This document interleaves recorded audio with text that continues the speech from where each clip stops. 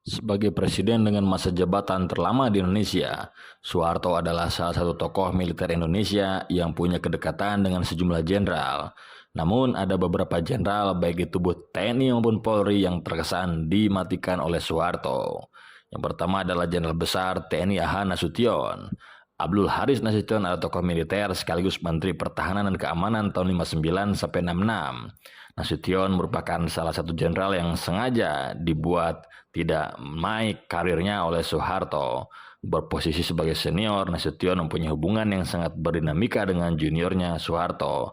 Nasution adalah orang yang bergabung dengan petisi 50 dan menentang kepemimpinan Soeharto yang sudah berjalan sangat lama hingga dicap sebagai diktator. Ketika Soeharto naik sebagai presiden, hubungan Nasution dan Soeharto kian merenggang.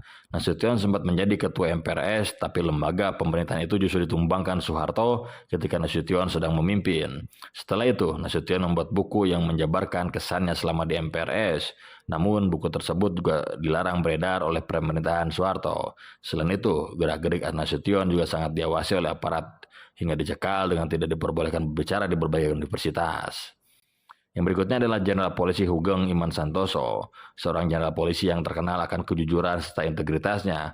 Hugeng juga masuk dalam daftar jenderal yang dimatikan Soeharto. Dia dilantik Soeharto sebagai Kapolri 15 Mei 68 di Kebayoran Baru. Soeharto jugalah yang memberhentikan Hugeng pada posisinya 2 Oktober tahun 71.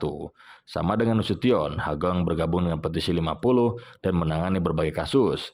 Tak jarang Hugeng harus berhadapan dengan kasus yang melibatkan orang-orang terdekat Soeharto. Satu kisah yang cukup terkenal adalah kala Hugeng menolak tawaran jabatan sebagai duta besar di kerajaan Belgia, Benelux, dan Luxembourg.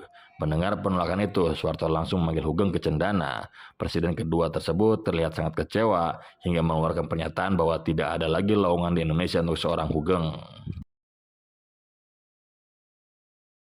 Yang terakhir adalah Majen TNI Pranoto Reksosa Modra.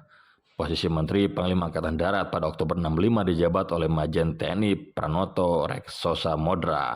Dia bersama dengan Soeharto berada di jajaran pimpinan tentara Teritorium 4 di Ponegoro. Pranoto ditunjuk langsung oleh Presiden Soekarno untuk menjadi pelaksana harian Angkatan Darat, menggantikan Jenderal TNI Ahmad Yani yang diculik oleh pasukan pemberontak dalam tragedi G30 SPKI.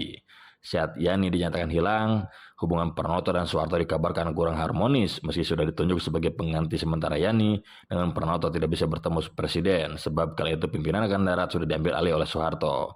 Setelahnya, Soeharto terkesan mematikan karir Pranoto dengan menempatkannya sebagai perwira tinggi pada Kasad. Bahkan pada tahun 66, Soeharto mulai surat perintah penangkapan resmi meringkus Pranoto karena diduga terlibat dalam aksi pemberontakan. Pranoto lantas ditahan selama 15 tahun tanpa adanya pemeriksaan dan pengadilan.